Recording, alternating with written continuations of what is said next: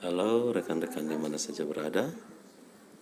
Selamat datang di channel ini, channel yang berbagi informasi seputar PNS, P3K dan juga honorer. Pada kesempatan kali ini, admin ingin menyapa rekan-rekan sekalian. Semoga rekan-rekan didapatkan dalam keadaan yang sehat-sehat. Pada kesempatan kali ini, admin ingin berbagi informasi terkait seleksi penerimaan P3K seperti yang dilansir dari Kompas ID bahwa DPR minta pemerintah tak bedakan guru swasta dan negeri dalam seleksi P3K. Dewan Perwakilan Rakyat mendesak pemerintah untuk tidak memberikan perlakuan yang berbeda pada guru honorer di sekolah swasta dan madrasah dalam rekrutmen aparatur sipil negara berstatus pegawai pemerintah dengan perjanjian kerja atau ASN P3K.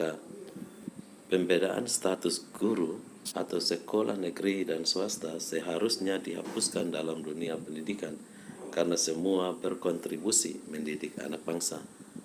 Hal itu merupakan hasil dari audiensi Komisi 10 DPR dengan ribuan guru yang tergabung dalam Persatuan Guru Seluruh Indonesia atau PGSI yang berunjuk rasa di depan gedung DPR Senayan, Jakarta, Senin 20 Maret 2023. Perwakilan PGSI Muhammad Sen Adef menyebut guru swasta sudah dinomorduakan oleh pemerintah.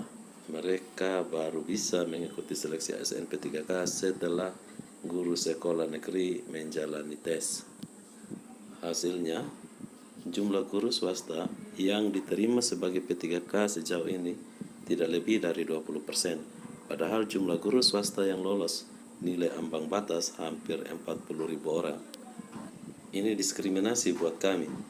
Satu-satunya solusi rasanya tidak masalah kalau ASN P3K ditempatkan di sekolah swasta, kata Sen saat audiensi di ruang Badan Legislasi DPR Senayan, Jakarta, Senin.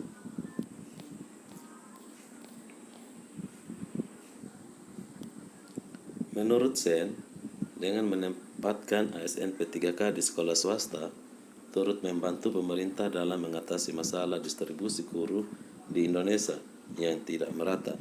Guru yang diamanatkan konstitusi sebagai bagian strategis mencerdaskan bangsa seharusnya tidak dibedakan swasta dan negeri. Masalah perbedaan status negeri dan swasta ini juga membuat sekolah-sekolah swasta mulai kehilangan guru.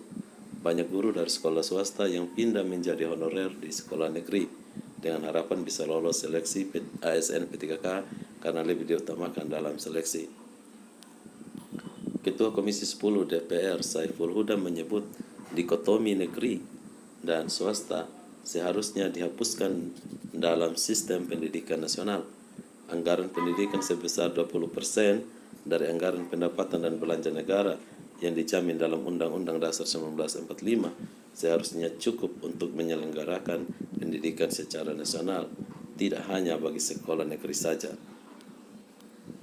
Perlakuan pemerintah di mata kami masih berat sebelah, termasuk dalam hal penganggaran pendidikan.